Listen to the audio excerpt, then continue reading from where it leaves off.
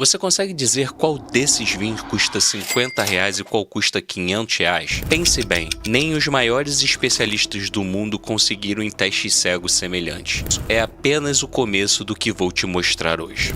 Vinho? Há séculos nos contam que é uma bebida nobre, que um bom vinho é caro, que exige um paladar refinado, quase um dom divino, para identificar as tais notas de carvalho francês com toques de frutas vermelhas silvestres colhidas ao amanhecer. Mas, e se eu te disser que a grande parte dessa pomba, dessa sofisticação toda, é uma elaborada encenação? Uma farsa bilionária que continua enganando consumidores no mundo todo, inclusive aqui mesmo no Brasil. Neste vídeo do Contextual, nós vamos mergulhar fundo. Vou te mostrar como a indústria do vinho criou um dos maiores e mais duradouros golpes de marketing da história. Como fraudadores continuaram lucrando milhões com garrafas falsificadas, vendendo gato por lebre. E o mais importante, como a tecnologia finalmente está começando a expor essa farsa e a devolver o poder para quem realmente importa, você, o consumidor. O que realmente vai descobrir hoje pode mudar para sempre a forma como você escolhe, compra e principalmente aprecia seus vinhos. Você está pronto para ver o que realmente está dentro da sua taça de vinho? A verdade pode ser surpreendente. Para entender a dimensão dessa farsa, dessa teia de enganos, precisamos começar pelo caso mais emblemático de todos. Um caso que sozinho expôs as entranhas podres do mercado de vinho de luxo. E o mais assustador, o protagonista dessa história, o maestro da enganação, está de volta ativa. Rudi Kurniawan, guarde esse nome, indonésio, charmoso, com um paladar supostamente prodigioso. Ele enganou os mais renomados especialistas, os colecionadores mais ricos do mundo, vendendo vinhos baratos, misturas feitas na cozinha de casa em garrafas falsificadas de rótulos raríssimos, como o Romanée Conti e o Chateau Petrus. Após 7 anos de prisão nos Estados Unidos, ele foi liberado no final de 2020. E segundo reportagens de novembro de 2023, está de volta ao mercado, provavelmente na Ásia. A pergunta que ecoa e que a indústria tenta abafar é: se os maiores especialistas do mundo, com décadas de experiência, foram incapazes de identificar suas falsificações grosseiras, o que isso diz sobre toda a suposta ciência e a arte por trás da avaliação dos vinhos? E se você pensa que é uma realidade distante, um problema dos bilionários excêntricos de Nova York ou Londres, prepare-se. Olha o que descobrimos acontecendo aqui mesmo, no Brasil, nos últimos meses.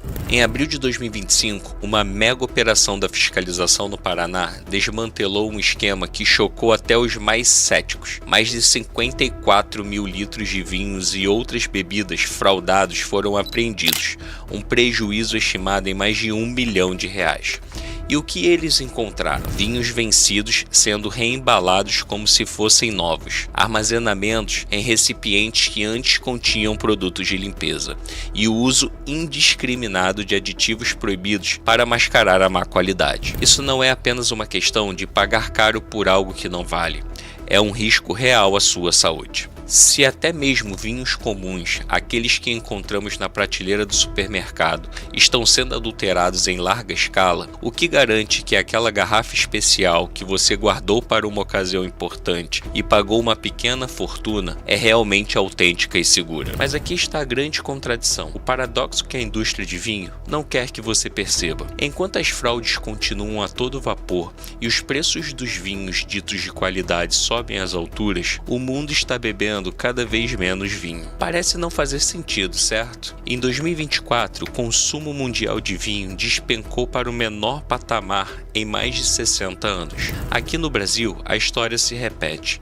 Após um boom artificial durante a pandemia, quando o consumo per capita chegou a incríveis 2,8 litros por pessoa, voltamos aos nossos tradicionais e modestos 2 litros por pessoa em 2023. Menos gente bebendo ou bebendo menos? No entanto, o valor global de mercado de vinhos continua crescendo, projetando uma alta de quase 6% ao ano. Como essa mágica acontece? Simples, estamos pagando cada vez mais caro por cada vez menos vinho, ou por vinhos que não valem o que custam. A indústria de vinho especialmente no segmento de luxo, opera com uma lógica que desafia o bom senso do consumidor comum. Quanto mais exclusivo, mais raro, mais inacessível, maior o desejo que ele desperta e, consequentemente, maior o preço que as pessoas estão dispostas a pagar. É a criação da escassez artificial, do valor percebido, elevada à categoria da arte. Uma arte bem lucrativa, por sinal. Lembra daquela história do vinho Appassionante?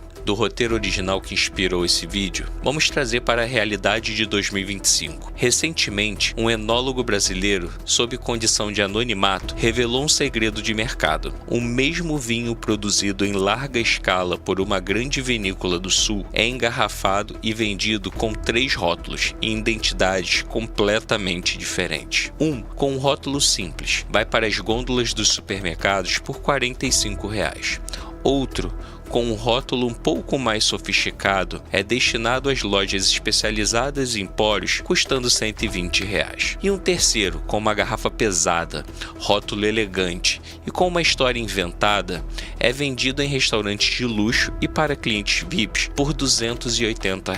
Mesma uva, mesmo processo de vinificação, exatamente o mesmo vinho, só muda a embalagem, a história que te contam e, claro, o rombo no seu bolso. Pense bem, quanto do preço que você paga por uma garrafa de vinho é realmente pelo líquido precioso dentro dela? E quanto é pela história, pelo marketing, pela marca, pela ilusão que te venderam? Mas nem tudo está perdido nesse mar de uvas e cifras inflacionadas. A boa notícia é que a tecnologia, aquela mesma que revolucionou tantas outras áreas, está finalmente começando a desvendar esse complexo jogo de espelhos. E 2 inovações em particular estão fazendo a indústria tradicional, os velhos barões do vinho, tremerem na base. Primeiro, o blockchain.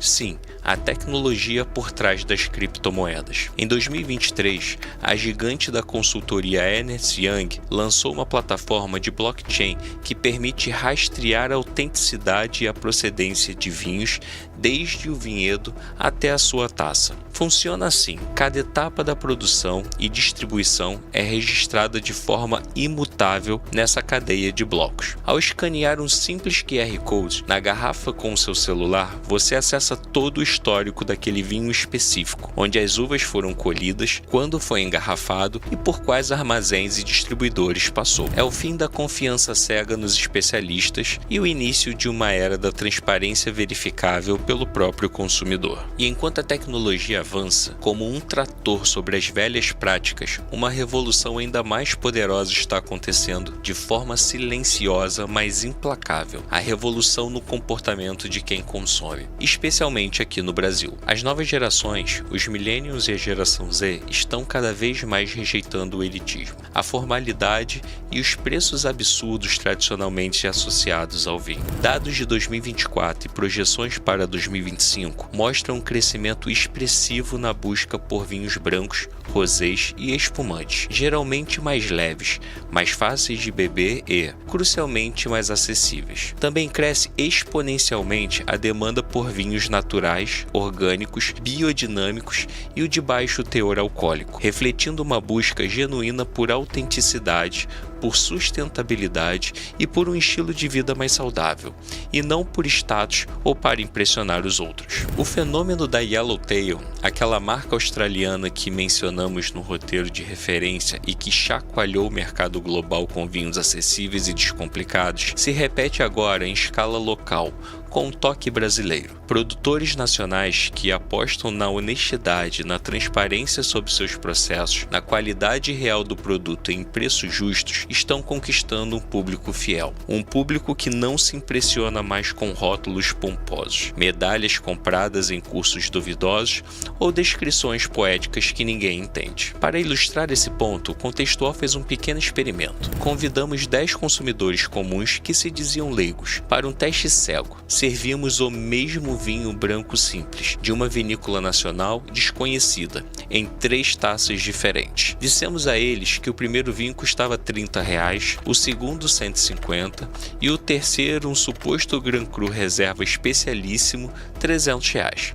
Adivinha qual foi consistentemente avaliado como o melhor e o mais complexo e o mais elegante? Exatamente, o que eles acreditavam ser o mais caro. Quando revelamos a verdade, as reações foram uma mistura hilária de choque, indignação e, para alguns, um certo alívio. A percepção, meus amigos, muitas vezes supera a realidade. Sejamos sinceros, quanto do seu prazer ao beber um vinho que você sabe ser caro, vem realmente do sabor único e inigualável da bebida? E quanto vem daquela vozinha interna que sussurra: uau, estou bebendo algo especial, algo que poucos podem pagar? Então, o que aprendemos hoje? Que a indústria do vinho, por trás de toda aquela sua aura de sofisticação e tradição, construiu um império muitas vezes baseado em percepção inflacionada, exclusividade artificial e, sejamos francos, em pura mistificação. As fraudes, como vimos, continuam acontecendo em todos os níveis, desde os vinhos de colecionador que valem fortunas, até aqueles mais acessíveis que encontramos no dia a dia. Mas aqui está a grande virada: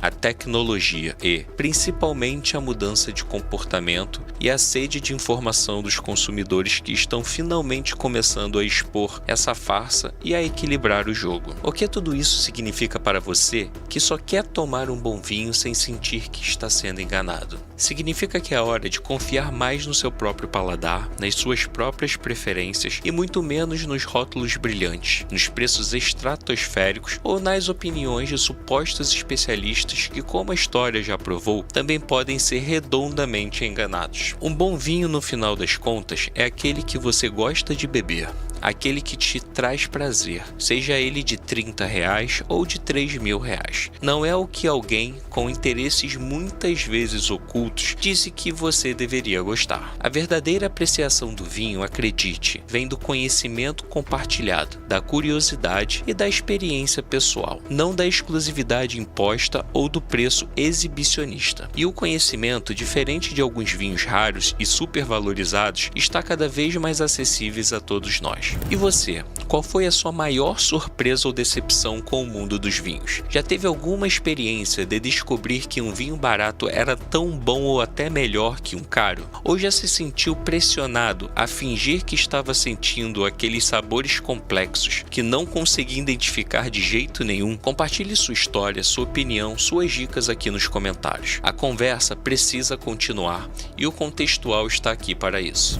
Se você gostou dessa investigação profunda sobre os segredos da indústria do vinho e se acredita que a informação de qualidade pode realmente fazer a diferença, então deixe o seu like neste vídeo. Compartilhe com aqueles amigos que precisam urgentemente abrir os olhos para essa realidade e, claro, inscreva-se agora no canal Contextual e ative o sininho para não perder nossos próximos conteúdos que desvendam as verdades por trás do que consumimos e de como o mundo realmente funciona. Obrigado por assistir até aqui. No canal Contextual, nossa missão é continuar trazendo informação que faz sentido e contexto que realmente faz a diferença na sua vida. Até o próximo vídeo.